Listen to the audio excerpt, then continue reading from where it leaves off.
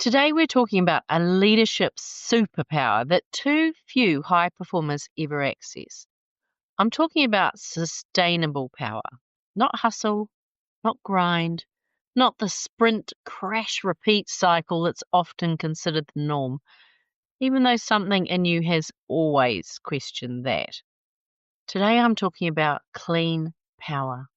Let's get started, shall we? You're the one they turn to, the calm one, the capable one, the one with the answers.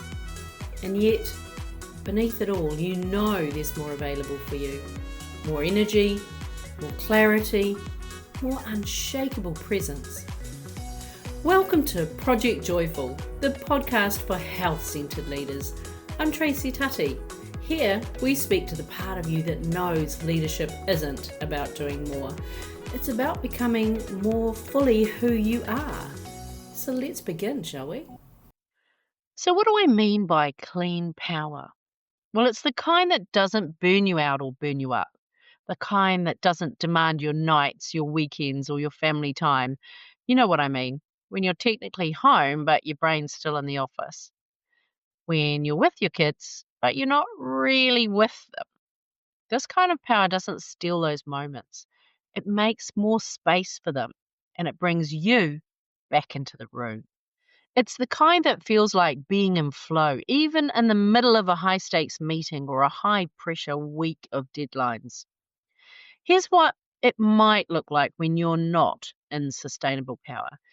You start the week full of energy with a plan that actually feels doable. But by Wednesday, the team's messages are constant, meetings have multiplied, and decisions you thought were handled are suddenly circling back to you. Your clarity dims, your patience wears thin, your jaw's tight, your shoulders ache. You're trying to claw back focus, making lists, crossing things off, adding more. Now there's one running for work and one for home, and both feel urgent. You grab another coffee, you toggle between those tabs, and you tell yourself just to put your head down and push through. You're doing your best to hold everything together. Team morale, family logistics, that long-term strategy document, but your body is sounding the alarm. Your jaw's clenching. You've got that Sunday night insomnia, the wine becoming more habitual and celebratory. Maybe it was last night when your partner called you for dinner and 45 minutes later you're still at your laptop. Dinner's in the oven on reheat. You walk into the kitchen already apologizing, but it's not about the food. It's the moment that's gone. The air's cooled. They say, oh, it's fine. But the pause before those words says everything. You can feel the space between you stretching wider, not because of a fight, but because of all the little things that you weren't there for. And now the kids are in bed. You missed the giggle that turned into a snort, the question that would have led somewhere unexpected, the glance that says, this is our thing. You missed it, and you know you won't get it back. And still the weight doesn't stop at disappointment, because part of you is already beating yourself up. Why can't I be better at this? Why do I keep messing up the part that matters most to me? But this isn't about a dinner.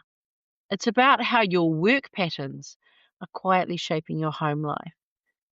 How the adrenaline, the pressure, the vigilance, you bring it home with you. You think you're compartmentalizing, but your body doesn't actually know the difference. And neither does theirs. Your team sees you as poised and put together, but inside, you're tired of overfunctioning. Tired of being the one who always knows what to say, what to fix, what to catch before it breaks. And when someone asks, how do you do it all? You smile. But what you want to say is, I don't know anymore. That cycle, that sprint, crash, recover, repeat, it can feel like leadership. It can even look like leadership, but it's not sustainable. It's not safe. It's not necessary. And you don't have to keep doing it. You don't have to be the one who holds it all, who fixes it all, or who hides how much it's costing you. There is another way to lead, and it doesn't ask you to abandon yourself in the process.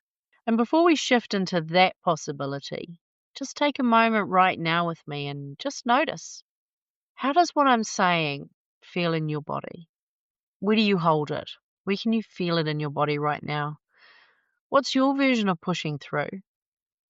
Now, there's nothing to fix here. Just feel it. Because awareness is the first form of power. Okay, so let's reframe this. What if your energy didn't have to be earned? What if your leadership didn't have to be proven? What if power wasn't something you pushed through, but something you settled into? When your subconscious identity feels safe, you stop performing from pressure and you start leading from presence.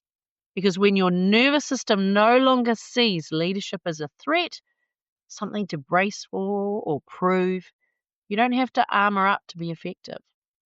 You're not scanning for danger in every meeting or over preparing for the what ifs. And because you're not doing those things, you've got more energy available for strategy, for creative thinking, for actually connecting with your team instead of just managing them. Mastering your calm isn't about emotional control. It's the most natural way to boost your energy. When your system feels safe, it stops burning fuel on protection and it starts investing it in presence. Your focus sharpens, your energy lands cleanly, and your team feels that safety in you. And that gives them permission to show up fully too. So instead, you move with clarity. You anchor instead of absorb. You walk into rooms, boardroom or bedroom, with a kind of energy that settles the space. That's not magic, that's alignment. So let's talk about what sustainable power actually feels like in your body. You trust your team, not just intellectually, but somatically, meaning that your body isn't holding tension when you delegate or decide. There's no vigilance. There's no second guessing, no subtle drain from overthinking about what might go wrong. You're not lying awake, replaying a conversation or rereading an email draft at midnight. Just clean decisions and clear handover.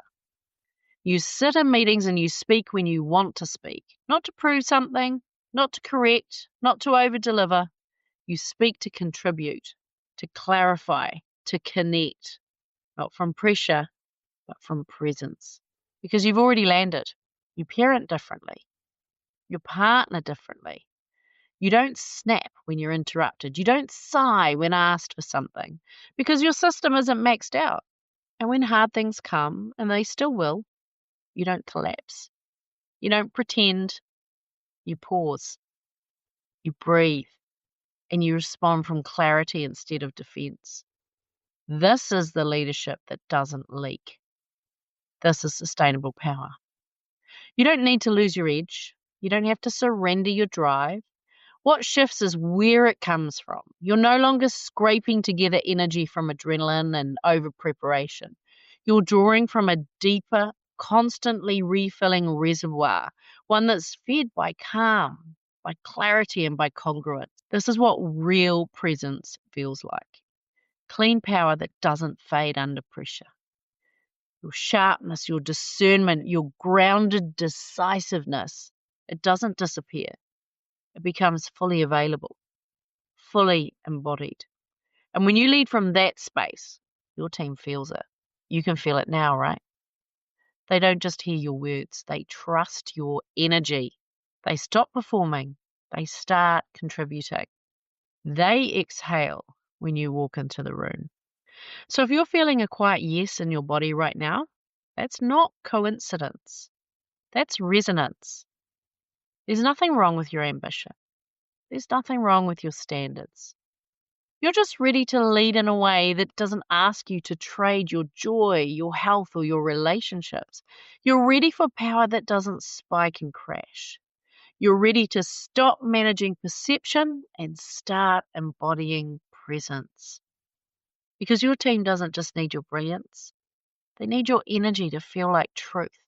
Your family doesn't just need your time, they need your joy. And you don't need to push through anymore. You get to remember who you are when you're not proving. So take a breath. Let that land. And maybe ask yourself, What becomes available when I no longer lead from survival? I'm sending you lots of love. Bye for now. Hey, thanks for listening to today's podcast. Can I ask you a favour? If our conversation spoke to you today, could you please take a moment to leave a 5-star review? Your review will help people discover this podcast, and together we can create a world where there's even more love and more laughter. And if you want to hear more from the Project Joyful podcast, just click the subscribe button. Bye for now.